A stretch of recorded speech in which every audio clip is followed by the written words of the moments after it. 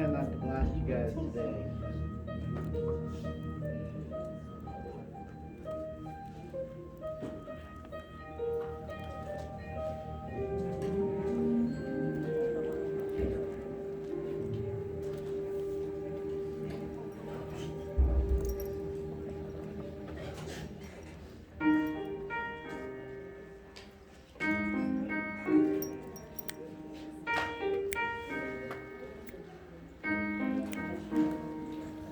When I was in the 3rd grade, I thought that I was gay, cause I could draw. My uncle was, and I kept my room straight. I told my mom, tears rushing down my face. She's like, Ben, you've loved girls since before pre-K. Sure. Yeah, I guess she had a point, didn't she? Bunch of stereotypes all in my head. I remember doing the math, like, yeah, I'm good at Little League. A preconceived idea of what it all meant. But those that like the same sex had the characteristics. The right-wing conservatives think it's a decision. And you can be cured with some treatment and religion. Man-made rewiring of a predisposition playing God. Oh, nah, here we go. America the brave still fears what we don't know. God loves all his children, it's somehow forgotten. But we paraphrase a book written 3,500 years ago. I don't know. And I can't change,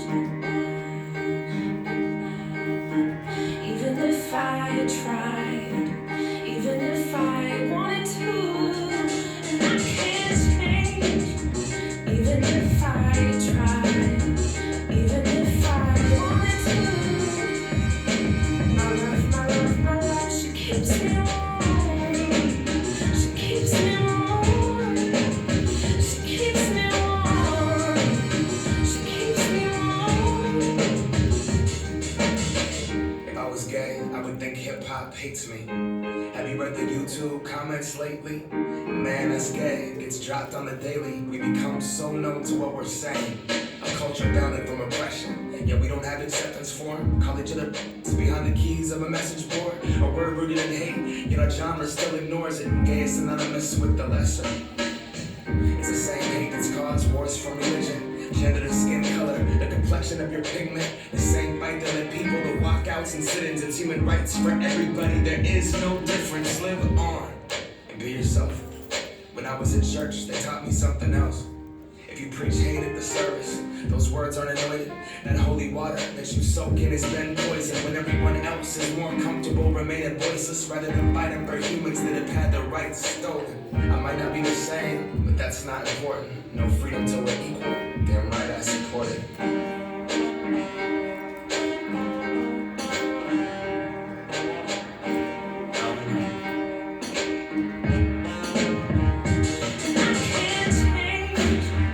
Even if I tried, even if I wanted to. My love, she keeps me warm. She keeps me warm. She keeps me warm. She keeps me warm. We press play, don't press pause. Progress march on, with the veil over our eyes. We turn our back on the cause, till the day that my uncles can be united by law. Kids are walking around the hallway, plagued by pain in their heart. A world so hateful, some would rather die than be who they are. And a certificate on paper isn't gonna solve it all, but it's a damn good place to start. No law is gonna change us, we have to change us. Whatever God we believe in, we come from the same one. Strip away the fear, underneath it's all the same love. About time that we raised up. Even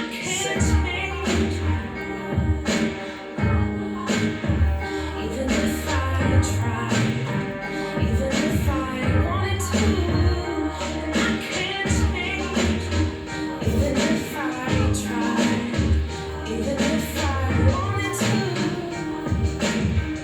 My love, she keeps me warm. She keeps me warm. She keeps me warm. She keeps me warm.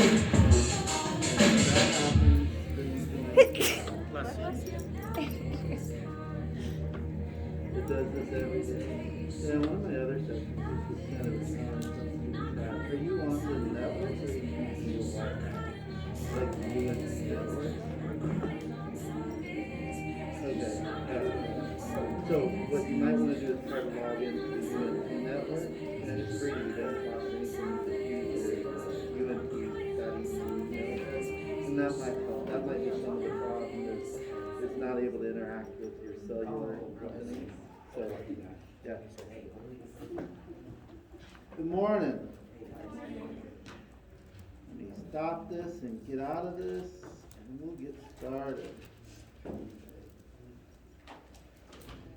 And you see the little survey I have for you this morning. I did a little research as I was preparing for this class. The first three songs are the most popular three songs. Well, and there's actually 4 songs in the first 3. Are the most popular songs of the 2020 so far. And then the 4th song is the most popular, most sold album ever. And then the last song is like, everybody loves the Beatles, so I had to throw them in there. So I'll give it about 15 more seconds and I will stop the questionnaire. And again, some of my GAs had sent me an email that some folks are inquiring about attendance. I don't take attendance in this class. There's no participation. I'm using this. It does help me know if you're here or not, but you don't have a grade based on whether you're here or not. I'm going to go ahead and stop this. Let's see what folks say. Oh, overwhelmingly, Lemonade, or To Pimp a Butterfly by Kendrick Lamar. This class is To Pimp a Butterfly. The next big one is Red or Folklore by Taylor Swift. Good, thank you guys. I just thought that'd be a fun way to kind of get us started this morning. All right, let me close this out. All right, we have a pretty aggressive agenda this morning. We only got through about 20 slides, 24 slides on Tuesday of 92, so I'm going to kind of hit the ground running, and we're going to kind of go through that. I have had a chance to look at all the peer reviews in that object. I haven't made a decision yet on how to move forward with that. I think that wasn't clear on Tuesday when I said I have to figure out what I'm going to do. I've 2 sections of class that had that, again, about a 30% not being able to complete it rate. If you did it, don't worry about it. Nothing's going to change for you.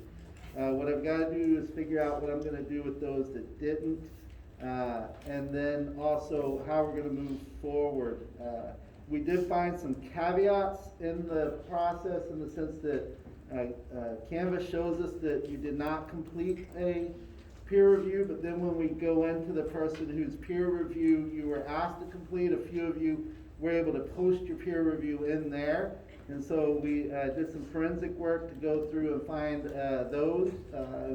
We were able to find a handful of students that were able to complete peer reviews. And what I did find out since the last time we spoke is the only people that did not get a peer review, and there's 8 folks in this class, were those students that did not hand in a paper. So anybody that handed in a paper got a peer review. And so part of my concern when we talked on Tuesday was there was something wrong with the Canvas program and not assigning everybody. But I found that's not true. I have gotten probably 5-6 emails out of 270 students saying they didn't get a peer review even though they did get a peer review. And so part of that challenge is just figuring out, and I did post this Saturday, the week before the peer reviews were done, how to do peer reviews. So there was some information in the Canvas classroom on how to complete peer reviews. So if you haven't looked at that, I would advise you to look at that for the future. But I'm not going to spend a whole lot of time talking about that because that's only 30% of the class that wasn't able to do that. 70% of the class was able to do that successfully. And like I said, I'm really impressed with the feedback you guys were giving each other, as well as I really appreciated how you did the social psychologist kind of folks, and this is what I would hope it would play out, but you never know when you make an assignment how it's going to play out, that people would take their interest and go find social psychologists related to their interest, and that's what I saw overwhelmingly. And so I really appreciate you guys taking that opportunity and being excited about it. And putting in such good work. Thank you guys. Great job. So the curve has been done, it's completed, so if you haven't looked at your exam grades, they're in there. I did that on, I think it was Wednesday night that I did that, and so that should be reflected there. Yes, ma'am?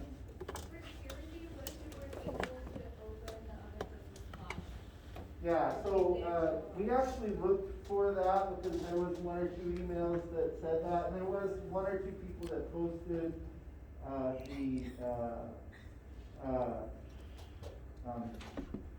assignment description instead of an actual response to that, and that did hurt. So you won't be punished if somebody did that. What you probably need to do is, because we'll meet today and then we'll move past that. We're going to move forward with the class. Is make sure you send me an email and say that so that I can go to find it and look at it, and I have to kind of do the forensic work on that. And that took quite a bit of time, but nobody should be punished for trying to do right and the things weren't there. And that has happened.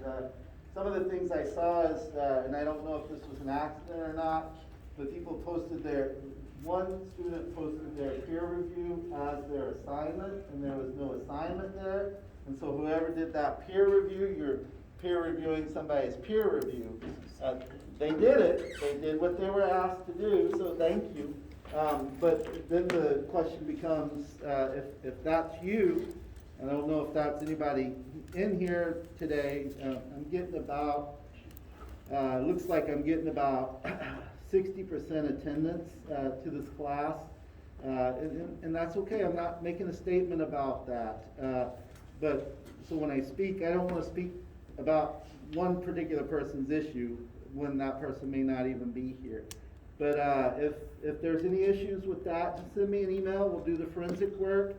If I find what you did what you were supposed to do, I will make it right. If not, then there's nothing I can do about it. And so that's all I'll say about that. Okay, let's jump in and let's get started. Nice cool morning. Got to break out my sweater this morning. So I hope you guys enjoy the fall weather. Yes, ma'am? Sorry, you were about to explain the curve on the exam. Oh, so the curve's in. There's not really anything to explain about it. It's been done, so your grades should have adjusted accordingly. Brings the class average to 73 from a 61. And so that's all there really is to say about that. Was there any particular question you had about that?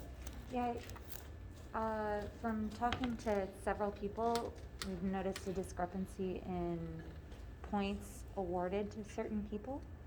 I don't know how I didn't do it. All I did is go into Canvas, as I said, set the class average right around 75. The closest it could get me was 73 without going over. And so the Canvas has some kind of formula that does that. And so I did notice quite a big jump in folks' grades, and the bottom grades went up significantly. The top grades tended to still cluster right where they were clustering, but most people moved from the 60s into the 80s, is what I saw when I looked over the numbers. So if you have a particular issue, send me an email and we'll talk about it offline or out of class. All right, let's jump in. So here's our learning objectives for today, and again, this can just kind of guide you on what we're going to focus. As I have already, you can see if you've been into Canvas, I've already set up the next several quizzes all the way up to the next exam. And that way I can start, the way it's set up is no two students are going to take the same exam or quiz. So when we do the review, I can give you a general idea of what to know, but as per what exact question you might see, you may see it or you may not.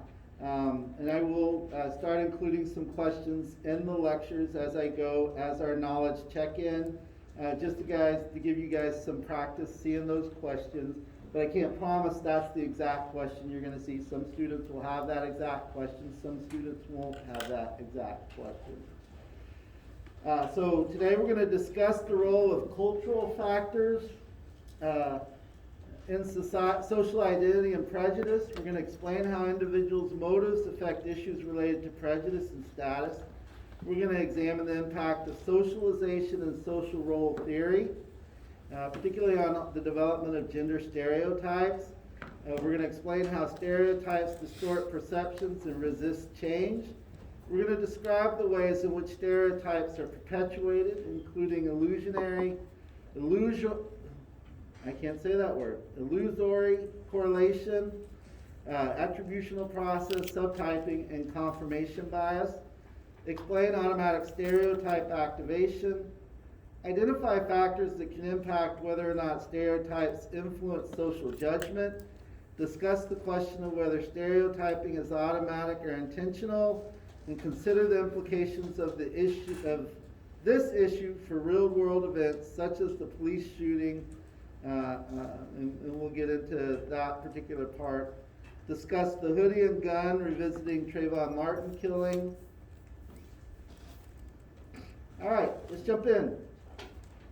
So we had left off when we were moving right into, we had talked about microaggressions, and just a side caveat, I'm a big fan of Survivor. Survivor came back last night.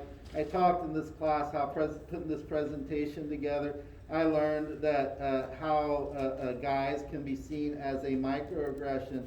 And interestingly enough, that was a big part of what Survivor started off with last night, is that Jeff Probst tends to say, "Come on in, guys," and asked the participants if that was offensive. They first said no, but then as some of them thought about it a little bit, one person particularly indicated that that was an offensive term. And so I myself, and the point of saying that is the microaggressions and how they exist in our everyday language, and the only way to kind of begin to attend to those is to examine how we use our own language, as I did as I was putting together this class. So let's jump in and talk about sexism. Women who exhibit traits that are valued in society, but that defy gender stereotypes, such as being ambitious or assertive, are often viewed in especially harsh terms, contributing to the double standards that are hallmarks of sexism. Now, I see this a lot in my highly successful female clients. They come in, and a lot of times those who are movers and shakers talk about the terms that get associated to them, and people use them in jokes and just kind of offhand comments about their personality styles, and say simple things like, "I bet you're not that great of a cook," or something like that, which is a microaggression. But talks about how when we don't fit certain gender stereotypes, how labels begin to get placed on folks. And then this research here, Elmers, Redmond, Federoff, and Sanchez kind of is playing this out. So ambivalent sexism. Ambivalent sexism is a form of sexism characterized by attitudes about women that reflect both negative, resentful beliefs and feelings in affectionate and chivalrous, but potentially patronizing beliefs and feelings. So a form of sexism characterized by attitudes about women that reflect both negative, resentful, and feelings and affection and chivalrous, but potentially patronizing beliefs and feelings. My experience, I went to my master's program in the Northeast, and I grew up in the South, and I used to hold the door open for everybody. I still do, but I never got talked to so negatively. I also say yes sir, yes ma'am a lot. And when I said that in my experience living up in Massachusetts and holding the doors open, I would often get confronted with that attitude as that being patronizing or sexist. And as I spoke yes ma'am and yes sir up there, I got often criticized for ageism, because yes sir and yes ma'am, at least in Massachusetts, Springfield where I was, is not used the same way as it is in the places I grew up, like Texas and Florida. And so that's one of the things that's important to see, and that's what this is getting at, that chivalrous idea that underlines a lot of our culture, particularly if you're from Texas, and particularly if you're from the South, opening the doors for women, the yes sir, no ma'ams kind of thing, can be seen as microaggressions towards other people. Now, if that's part of who you are, I'm not telling you don't do it. Just understand what influence it might have on the person you're doing it for. It surprised the heck out of me when people got mad at me for doing that. And our society wasn't as hostile then as it is now. And so I don't know what that would be like now. There are two types of ambivalent sexism. Hostile sexism. Hostile sexism is characterized by negative, resentful feelings about women's abilities, values, and challenge to men's power. And benevolent sexism. Benevolent sexism is characterized by affectionate, chivalrous feelings founded on the potentially patronizing belief that women need and deserve protection. And so this concept's coming from Glick and Fisk, and they talked about these two different concepts. Both types of sexism are associated with supporting gender inequality in a variety of ways, and they each predict many kinds of negative consequences, such as harassment, aggression, lower self-esteem, negative outcomes, and self-doubt are lower grades in STEM courses. Now, a few years ago, the dean of the College of Engineering, I can't remember a business, I don't remember, of Harvard University, had spoken, and he was, his main responsibility was the dean of the STEM program, science, technology, engineering, and math. And he spoke to why there was a lot less females in this program than there were males. And some of the things he stated, and this may be, I don't know, maybe up to 10 years ago, and he stated at the time that, and he implied that women were just inferior. And this made the headlines and did all kinds of, I think he actually had to step down because of that statement, as he should if that's truly his belief. And so we think this doesn't exist so much nowadays, but no, that's not true. These kind of ideas of sexism, whether it's ambivalent, benevolent, hostile, do exist in our society very much today. So we move from sexism, ambivalent sexism, into gender discrimination. And so gender discrimination talks about double standards and pervasive stereotypes. Sex discrimination during the early school years may pave the way for diverging career paths in adulthood. So listen to that. That's an important point, is that sex discrimination during early school years, we're talking about kindergarten, first, second, third grade, may influence how people move forward into possible career paths.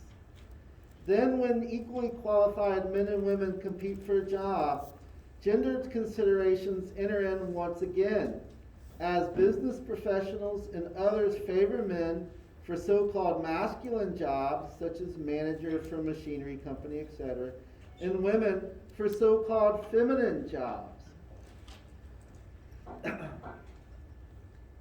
So that's just important to remember, because the language begins really young. It can influence how we move into careers, and it also influences as we move into management type positions where we are hiring people, our opinion of the candidates that are applying for the jobs we have available. And we can make decisions based on our gender discrimination and not as much on how qualified an individual is. Yes, ma'am? About 7 years ago, Verizon did an ad called Inspire Her Mind to get more kids interested in STEM. But the main focus of the video demonstrates exactly this, that the kind of language you use for your daughters versus your sons, or your female students versus your male students, led to encouraging certain things and discouraging other things. Yeah, I think that's a very valid point. And one of the things, and so for those that didn't hear, was Verizon did a commercial about 7 years ago, and part of the commercial was to encourage women going in, or more equality in the STEM sciences. Is that what you were saying? But actually, what they found out is the languaging they used actually kind of perpetuated the stereotypes of women's abilities and boys' abilities. Is that what you were saying? It demonstrated what was already. Oh, it demonstrated, okay. It didn't perpetuate the stereotypes.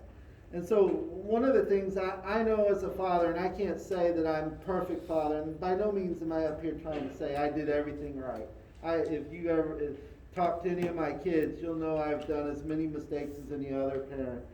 But it was very important, having two daughters, that I did not use gender. I encouraged them to play with both boy and girl type toys. I tried to use non-gendered informed languaging around them. I never wanted them, and that's, they were born while I was a graduate student, so I was learning all this as they grew up. And so I rolled my sleeves up and took it on. Now, I'm not saying I'm the best in the world, but and I would say there's a lot of areas I've made mistakes in. And that may also be one of them. But my point of this conversation is that we do this without even realizing we do it. We go to the doll sections when we have female children to buy dolls. We go to the action figure or the more, what I'm going to encourage you to do is the next time you're in Walmart, just walk down the toy aisle with this idea in your mind and watch what children, that would have been a great field observation. Watch what children go to which aisle, and watch what happens when a child that is a certain gender goes down the wrong aisle. What do the parents do? And this would be a great, just kind of fun thing to do if you're in Walmart late at night. Well, late at night there's not going to be so many kids, or in the mall if you like to walk around the mall. Go into the Lego store. The Lego store is a great place to kind of check this out because both genders play with Legos. But I bet if you watched and actually counted the number of boys that went into the Lego store versus the number of girls, you would probably have a higher number of boys going into the Lego store. And then watch where the children go in terms of the Lego store is divided up into female Legos and male Legos. And so those are important things to see how that is reinforced in our society. So this is right out of the text. Figure 5.9 looks at the percentage of women in specific occupations in the United States. And so, of course, the higher this number here, the further the graph goes, the more women there are in this profession. And you see that they're firefighters, there's a very small percentage of women, less than 10.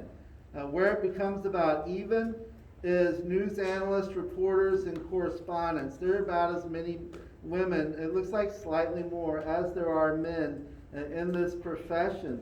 And this profession that's near and dear to all of us, psychologists, you see is pretty dominated. Over 75% is women. I was in a class, my doctoral level class was 8 students. We focused in cohorts. There was 2 males, 6 females. My predoctoral internship, there was 5 of us. I was the only male. Psychologist is a pretty female-heavy profession, and that's great, and that's wonderful. And some of the challenges for that is that psychologists are considered as nurturing some of the more female stereotype characteristics, nurturing, caring, those kinds of things. But you can see how women in what occupations in the United States look at this. You get into things like computer system analysis, and this is pretty important because this is where the future of the country is going, is this computer labor force. Some would say we're already there, but it is definitely heading into this idea of cybersecurity. There's some things you can do to see where the professions are growing and where the job demand will be in 4 or 5 years. I just can't think of the acronym right now, so as we go, when the acronym pops in my head, I'll tell you how to find it. But I've always encouraged the folks that talk with me about how they should move forward in career decisions to use that as a reference point, because it depends on what is your job. Are you there to make as much money as possible? That is some people's focus on jobs. Some people want to be happy in their jobs and do something they want to do, and sometimes that comes with sacrifices to the amount of money you'll make. But being aware of that is always important, and aware of that being where the jobs are going to be in the next so many years. And gender ratio, and so that book also talked about, right out of the book, figure 5.7, this is talking about gender ratio and income in selected countries around the world. So basically what they're looking at, and this is females, and so if the bar was all the way to this end, that would speak that women doing the same job are making the same amount of money that men doing the same job. None of those bars are to that end. The best country in terms of income equality between genders is France. Then you got Singapore, then you got Colombia, Canada falls in there. The United States is what? 1, 2, 3, 4, 5, 6. The United States is 6, and women make probably about 66% of what men make doing the same exact job. And that's, I'm not saying that's the way it is because it should be that way. I'm speaking to that is what the research is finding. It should not be that way, in my opinion. If two people are doing the same job, they should get paid equally. If not, I would be okay, and it doesn't matter what I think. If not, it would be okay if the person that's done it longer got a little more, or if the person that had the higher skill set got a little more. But basing pay on whether you're male or female does not seem very equal. Now, there's a lot that's going on in the Netherlands to address this. Men get paternity leave in the Netherlands. In the Netherlands, paternity leave is like six months. It is a long time, and so both the female and male get that leave. And there's some other things in Netherlands that are going on around income equality and benefits across the sexes. But the point to take from here is that we are fifth, the United States, that's the country we live in right now. And so even though we hear a lot of news about this, we are not even one of the most progressive countries in terms of income equality. So what that means is if you look around in this class, some of you are going to go do some of the same jobs, and just because the men are gender identified as men, you're likely to only make about 66% of what they make, simply based on the fact somebody looks at them and identifies them as a man, and somebody looks at you and identifies you as a female. Yes, ma'am.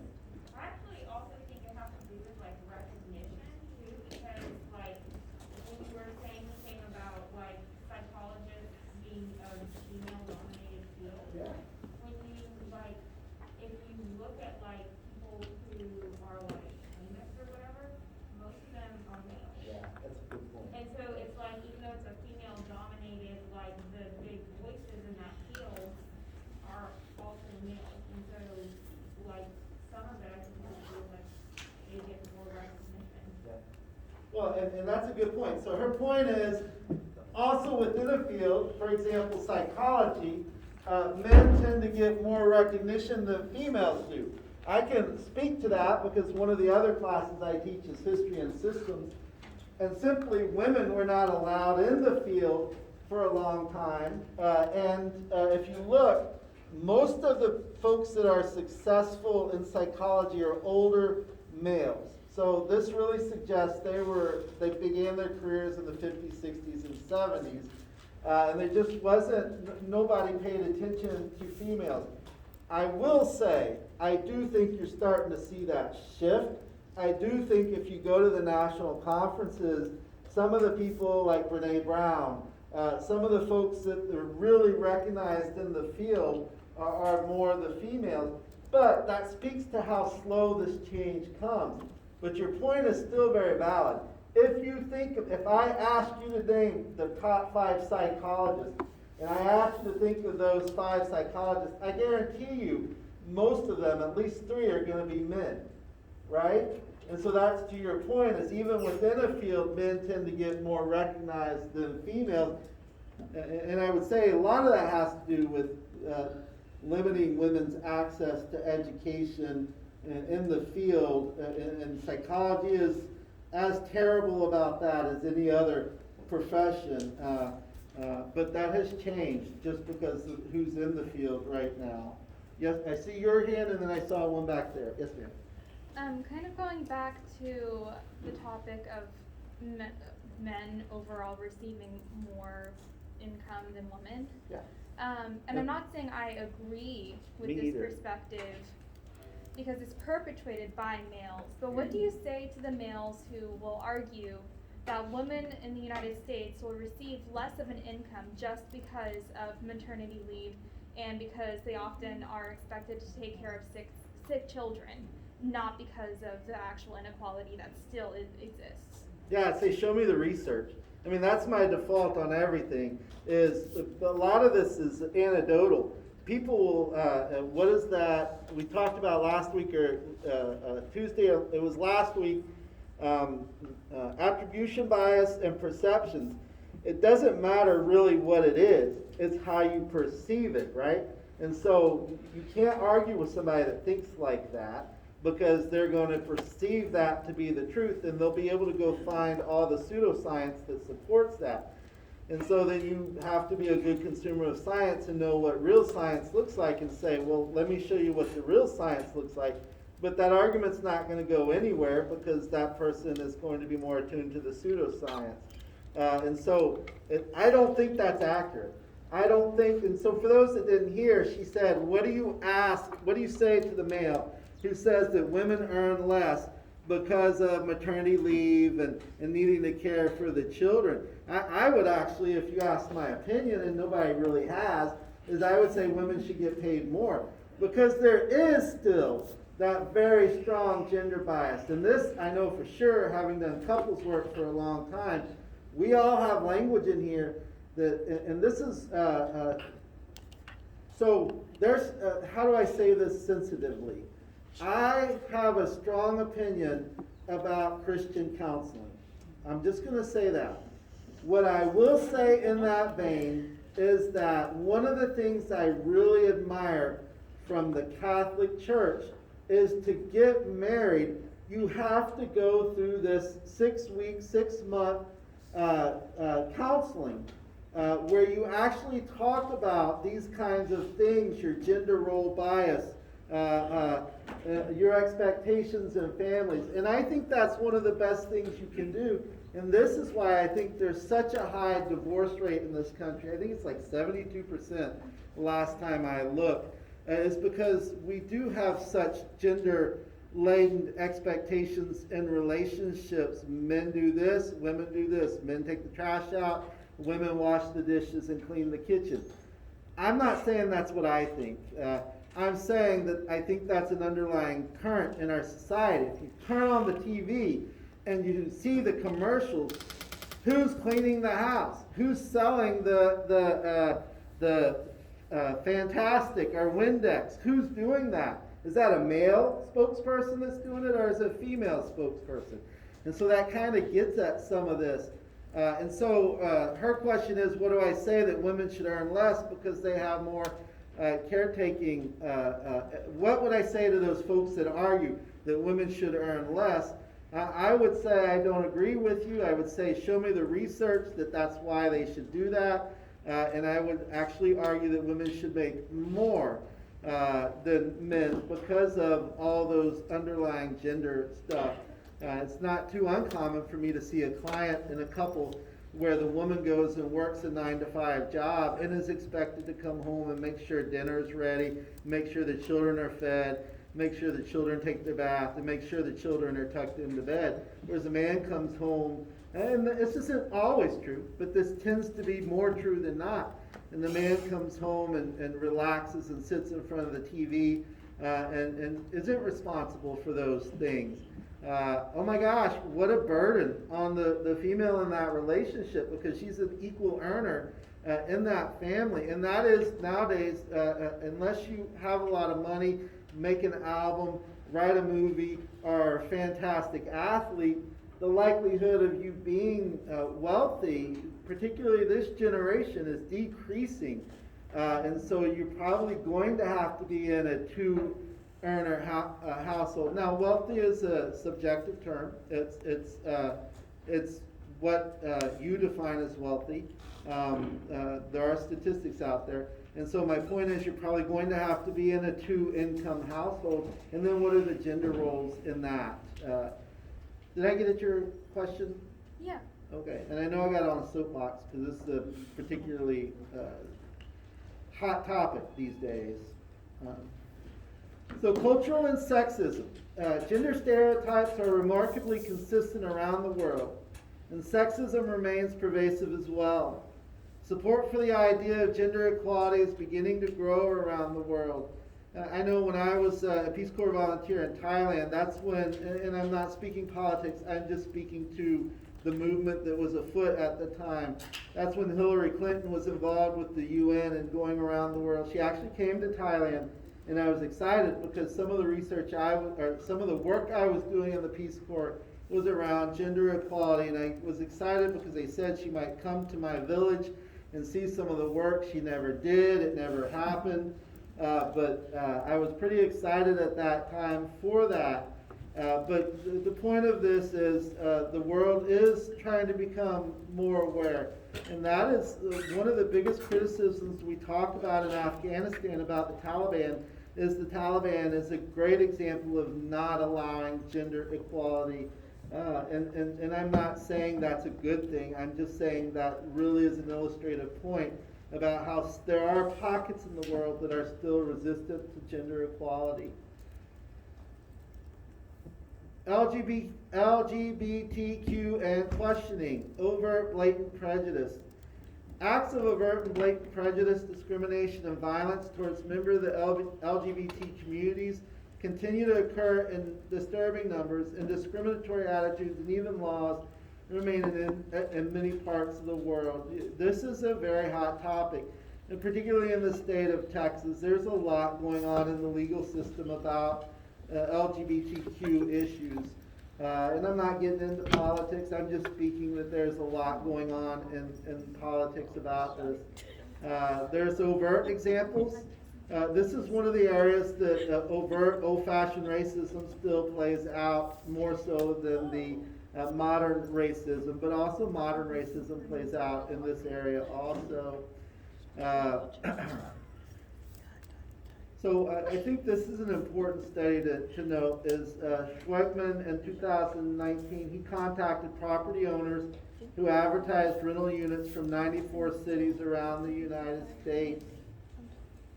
And what he basically found is that the rental owners, I didn't put it over here in the notes. The rental owners were less likely to rent. What? It's on your next slide. Oh, it's on my next one? Yes. Okay, I knew I made a note of it. I was surprised where it went. Thank you. And so he emailed the owners to indicate interest in renting the property. And through random assignment, he used either male or female names, along with the name of his or her spouse. For example, so, hey, my name is Bob Smith, and my wife, Jane Smith, are interested in renting. In this email, he indicated that the requester had a same-sex spouse. Also, he said if this email indicated that the requester had the same-sex spouse. So, my name is Bob Smith, and my partner Scott are looking at renting. The owners were less likely to respond if the email suggested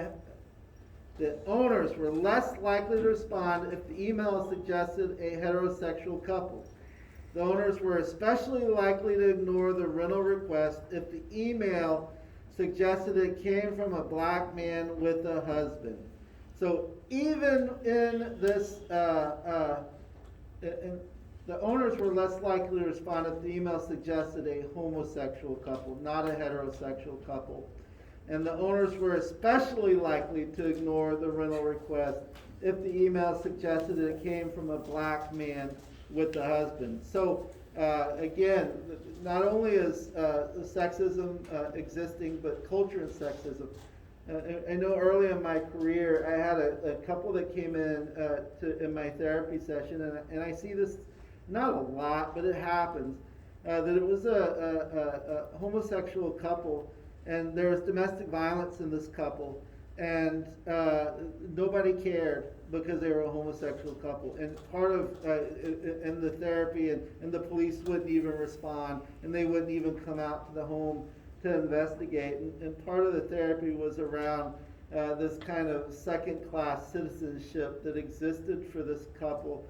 I don't know what eventually happened to the couple. We did get the person, because if it's a male-on-male violence in a homosexual couple, there's no shelter to go to for the man, particularly if he's dependent on his partner financially. And so you kind of just have to, there's just no resources in place at that time. And so some of the things we were able to do is look for loopholes in the law and find the person a safe place, at least during that violent spell. And that became quite a challenge, and there just nothing was in place for that. Beyond racism, sexism, age, weight, sexuality, and intersexuality. So again, this is getting at what I'm talking about, is once you move beyond racism and sexism, that thing we use in the United States to base people that has no real true logic or basis in science, racial categorization, and then sexism, I identify you as a female or identify me as a male.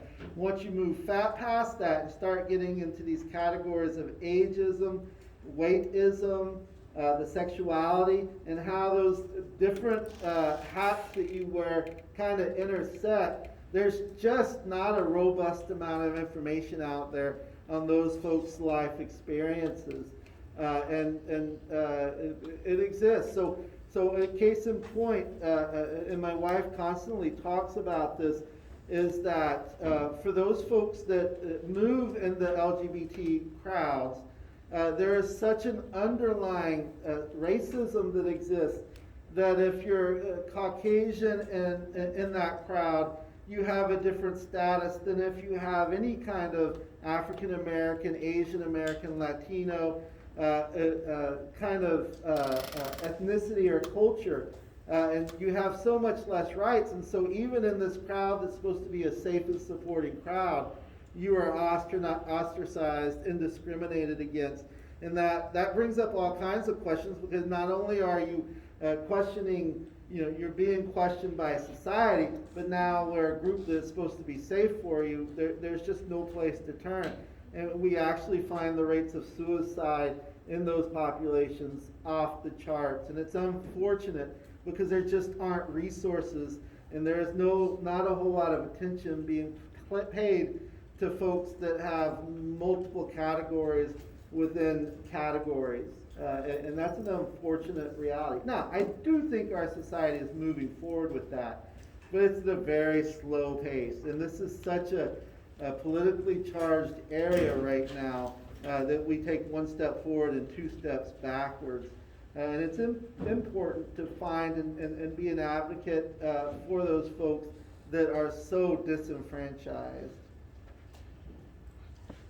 Here's some graphs, just the basic information. And we talked a little bit about intercultural relationships, cross-cultural anti-miscegenation laws on Tuesday.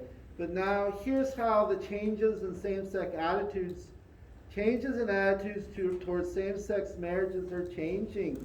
You can look in 2005 and 6, 37% said it was valid, 59% said it shouldn't be. And now in 2015, that's kind of flipped, that only 37% are saying gay marriage should not happen, and 60% are saying that it should be okay. And you can see this is right out of the book, figure 5.8, and it shows you the resources for the statistics. So one of the things that's pretty important, and at the last university I was at, we hired a professor, and one of his focuses was this concept of sizeism.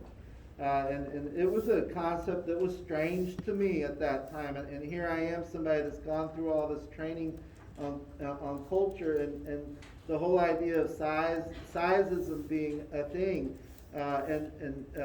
He was very informative. I enjoyed and I learned a lot from him, having some good conversations about how this exists. And I see it everywhere now. It's kind of one of those things is once you're exposed to something, you can't go back, because now it's like there all the time. But I do see this as sizeism being a thing. I have my own language about sizeism that is not valid, and that I have to work on and change. And this gentleman, my colleague at the time, he was helping me with that. But it talks about this intersectionality, which we talked about a few seconds ago, but we don't really talk about physical disabilities or disfigurements. Mental health is something that I'm a strong advocate about, and we're starting to see some attention paid to this. But the thing about mental health is it has such a stigma that when you're given these diagnoses, people think that's the way you always are. The reality is that when you have a mental health diagnosis, depending on the severity of it, and I can't say this in a broad brushstroke, but you function conventionally more than you don't. But the challenge is when that non-conventional behavior happens, it's spontaneous to the outside observer, it's unpredictable, and so then you say that person has that. But for the most part, if you've been around folks that have a mental health diagnosis, they're able to function on a conventional manner. There are times and situations they can't. But that's an important thing that we should start to recognize. I also am seeing anxiety off the charts these days. Some of that is because of the social isolation that's come in the last year. But also the advent of the computer. I mean, the amount of computer power you have in your phone is off the charts, and you're able to access information in such a quick amount of time.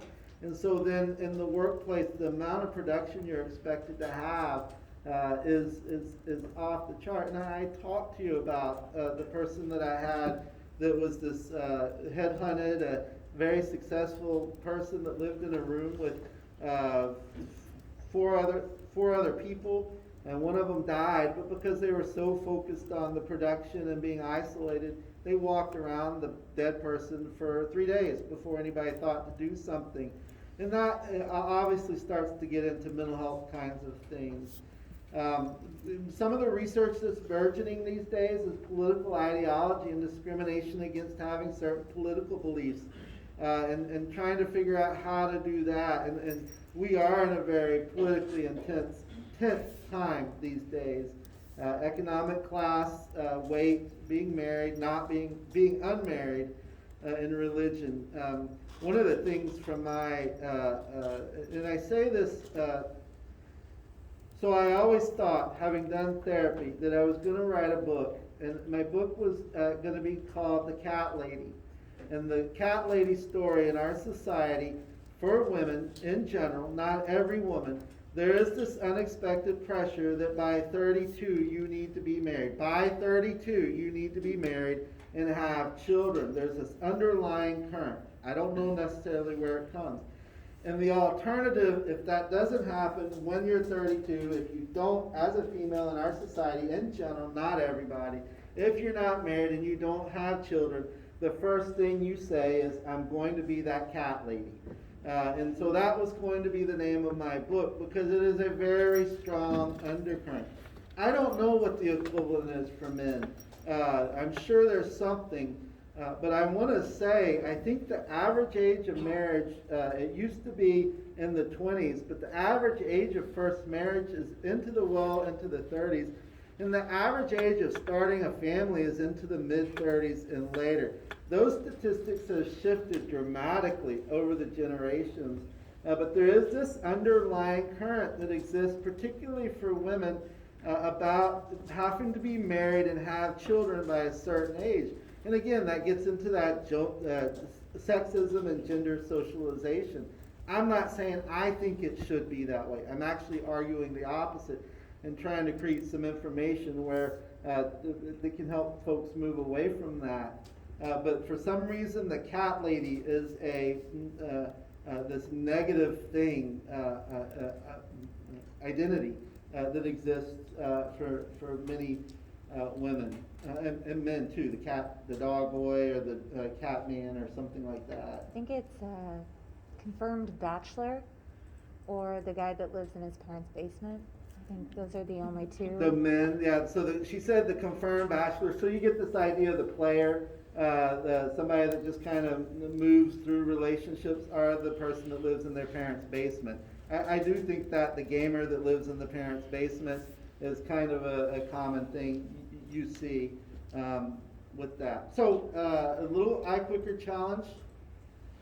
Both male and female professors, when asked to write a letter of recommendation, tended to include more pieces of information about female candidates. This is an example of explicit sexism, ambivalent sexism, overt racism, overt sexism, or convention.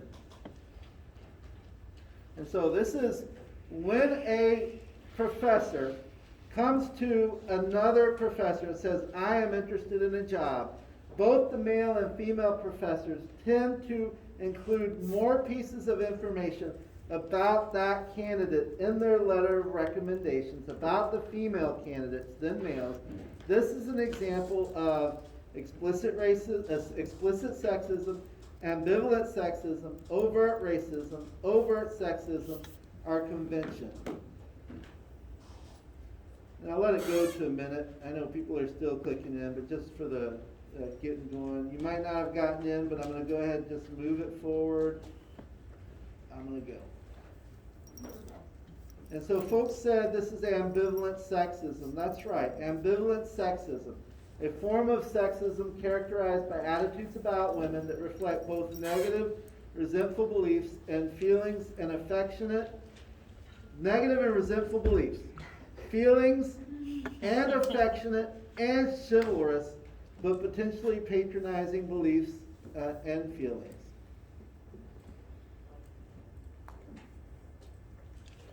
So being stigmatized. What happens when you're stigmatized? So we are all targets of other people's stereotypes and prejudices.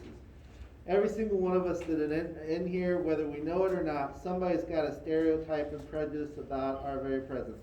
I know all of you that don't like the Dallas Cowboys have your stereotypes and prejudices about me. This may be based on how we look, how we talk, how we dress, where we come from, and so on. None of us is immune from having our work evaluated in a biased way, our motives questioned, our attempts at making new friends rejected because of stereotypes and prejudice. But for the targets of some stereotypes and prejudice, these concerns are more relentless and profound. In Colorblind, this is a book written by Ellis Coase, and that he is African American. He tells a story about how he was treated in a job interview 20 years earlier. He was an award-winning newspaper reporter. This is right out of the textbook. Reporter at the time, and was hoping to land a job with a national magazine. The editor he met with was pleasant, gracious, but he said that the magazine didn't have many black readers. All the editor saw was a young black guy. And since Esquire was not in need of a young black guy, they were not in need of him. So he was not selected for a job specifically because of his phenotype, the way he looked, not because his ability, because he was already an award-winning writer. Later, he had been so busy focusing on the race that he was incapable of seeing me for my work. A few years later, and in light of affirmative action policies, Coase was asked if he was interested in a position in a firm as a corporate director of equal opportunity. And he spoke, I have no skill in equal employment law or personnel law. The only qualification I had at that time was that I was black. And so this speaks to being stigmatized. He was not giving a job because the editor in charge at the time thought that his phenotype, the readers of that magazine would have no interest in someone of his phenotype. That is stigmatized. And he was simply asked to be the director of an equal opportunity employment because he was black, even though he had no skills. That is being stigmatized. The target of stigmatizing stereotypes frequently wonder whether and to what extent others' impressions of them are distorted through the warped lens of social categorization. Okay, so that's stigmatized. Let's talk about stereotype threat. Stereotype threat is the experience of concern about being evaluated based on negative stereotype about one's group. So this is a pretty significant research finding. Claude Still proposed that in situations where a negative stereotype can apply to certain groups, members of these groups can fear being seen through the lens of diminishing stereotypes and low expectations. So Steele called this predicament a stereotype threat, for it hangs like a threat in the air when the individual is in the stereotype relevant situation. And he's going to go on and explain. Steele argued that stereotype threat plays a crucial role in influencing the intellectual performance and identity of stereotype group members. Steele broadened the scope of this to include social identity threats more generally. These threats are not necessarily tied to specific stereotypes, but instead reflect a more general devaluing of a person's social group. So we're going to get some examples of this. So right now I just want you to know the concept, and then we're going to show you how to apply that concept. So stereotype threat can hamper achievement in academic domains in two ways. So we know that stereotype threat exists out there. And then this is how it impacts. And then we'll give you an example so you know exactly what stereotype threat is. First, the reaction to the threat is in the air. This can directly interfere with performance. For example, by increasing anxiety and triggering distracting thoughts. And second, if the stereotype threat is chronic in the academic domain, it can cause individuals to disidentify from that domain and to dismiss the domain as no longer relevant to their self-esteem and identity. So here's an example of a stereotype threat. This is right out of the book, figure 5.9. So here you've got a research. And this is mean items solved adjusted by SAT score. So this is how many items the person was able to solve. This is white participants, and this was black participants. And so this was a task unrelated to intelligence. White participants and black participants. So when you get away from a task related to intelligence, the participants performed relatively equally. But when this idea of intelligence came into play, the participants did not perform equally. Why is that? So what they did is they had black students did worse on difficult verbal tests than white students, even after the students' score were adjusted based on their performance. If they had been told that the test was an intellectual ability. In contrast, there was no difference in adjusted scores between black and white students on the same test if they had been told the test was unrelated to ability. So here's how the stereotype test plays out. These folks are the same level of intelligence. The only variable in this study was that they were told, this group here was told that this was a test of intelligence, and this group here was not. And so the stereotype threat is hanging over because the students, the black students, it's implied in the stereotype. It's not what's happening. It's implied that they might not be as intelligent as the Caucasian students. I'm not saying that's the fact. I'm saying the only thing differentiating these students' performance, who are equally capable, is whether you told these students the test was on intelligence or this test was unrelated. That's the only thing that's different. So Steele and his colleagues conducted a series of experiments in which they manipulated factors likely to increase or decrease stereotype threat as students took academic tests. For example, Steele and Aronson had black and white students from a highly selective university take a very difficult standardized verbal test. To some participants, it was introduced as a test of intellectual ability. To others, it was introduced as problem-solving tasks. Steele and Aronson reasoned that because of the difficulty of the test, all the students would struggle with it. If the test was said to be related to intellectual ability, the black students would feel the threat of a negative stereotype, in addition to the stress of struggling with the test. In contrast, if the test was described simply as a research task and not related to intellectual ability, then the negative stereotype would be less applicable. In that case, black students would be less impaired while taking the test. So simply what they found, and as a result of this, they found that before you took a standardized test, the fact that you have to fill out, how many people in here took SAT before? So yeah, most of you guys were in before they waived that requirement. That's going to come back. There's too much money in that industry. So once they figure out, and that's all what it's about is money. Once they figure out how to do it around COVID, then that will be something in full force once again. But in the old days, and I'll ask you this question, I don't know what your experience is, but when I took the test, you had to fill in the bubbles about your demographics. Is that still true? Yes. And so what Steele and colleagues found is that that simple process creates the stereotype threat for folks of a different, particularly for African Americans, having to identify as black.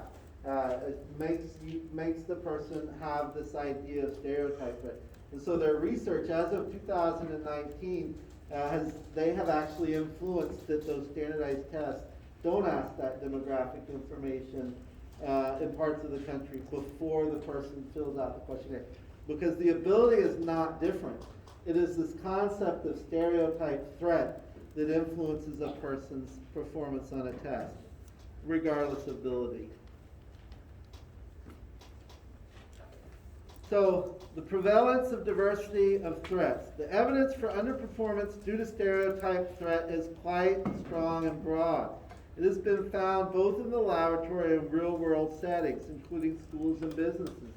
It should be pointed out that individuals can be affected by the stereotype threat even if they do not believe in the negative stereotype.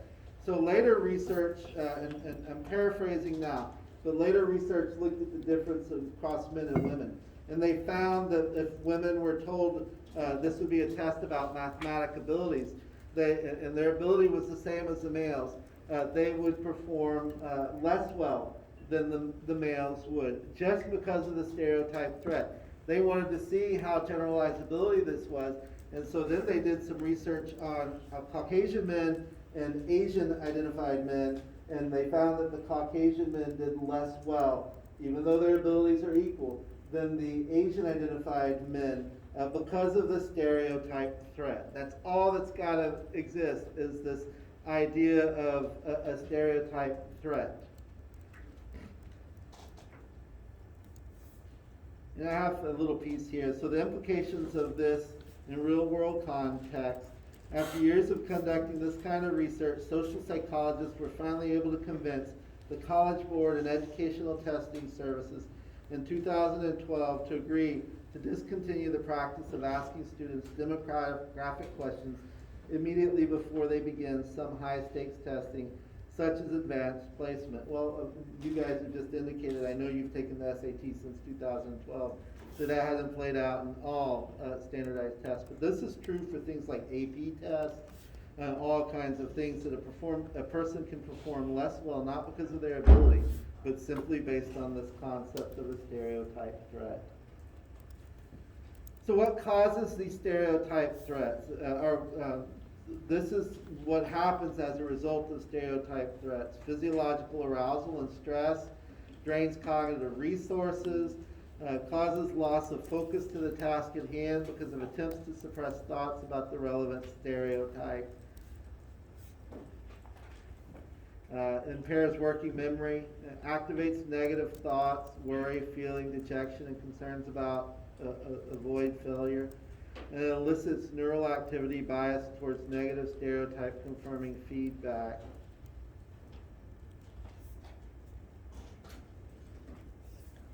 So a little test here. Eye clicker knowledge test. A stereotype threat is. So I actually got ahead of myself. I've put so many classes together, I can't remember what I've done or not. So the last two eye clicker knowledge checks are directly off test and quiz questions. So again, I'm trying to get you more familiar with the test banks so you can see what you're going to be asked. There's no guarantee you get this question, but some students might. So a stereotype threat is blank. Persistently stereotyped, perceived as deviant, and divided in society because of membership in a particular social group and because of a particular characteristic. A form of sexism characterized by attitudes about women that reflect both negative, resentful beliefs and feelings and affectionate and chivalrous but potentially patronizing beliefs and feelings. Racism that concerns the ambivalence between fair-minded attitudes and beliefs on the one hand and unconscious and unrecognized prejudicial feelings and beliefs on the other. The experience of concern about being evaluated based on negative stereotype about one's group. Subtle but hurtful forms of discrimination that are experienced frequently by members of targeted groups. And I'll let it go just a little bit more. How about to 145?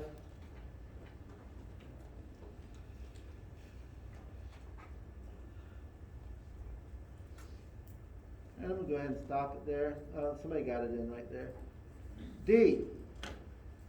The experience of concern about being evaluated based on negative stereotypes about one's group. That's exactly right. Stereotype threat is the experience of concern about being evaluated based on negative stereotypes about one's group. It doesn't mean you have these beliefs. It means that because you are a member of a certain group, you feel like somebody is going to have a negative impression about you because of your membership in that group.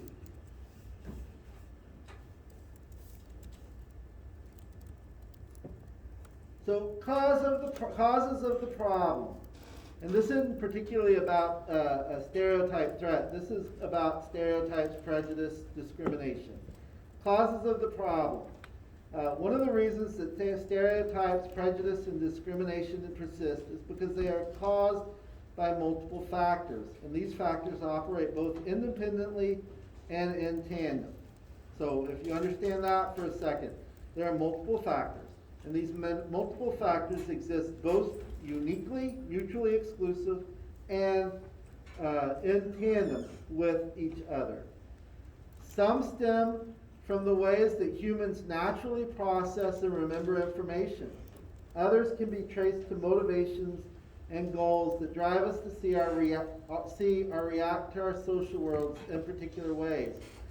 Still, others concern how groups of people are represented or valued in one's culture. In this section, we look at some of the most important of these causes. So, social categories and intergroup conflict. There's like 5 minutes left of the class. I know folks are going to be. I'm going to stop right there because we're going to get into a whole bunch of information, and I feel like if you don't get through it, it can lead to misunderstandings of it. And so instead of trying to push through, I'm going to stop there and we'll end the class for today. Enjoy the nice fall weather. And if you have questions for me, I do want to answer your questions. Meet me at the blue recycle bin right down the hall, right in front of, there's a table there. I just want to get out of the classroom because the other class comes in pretty quickly.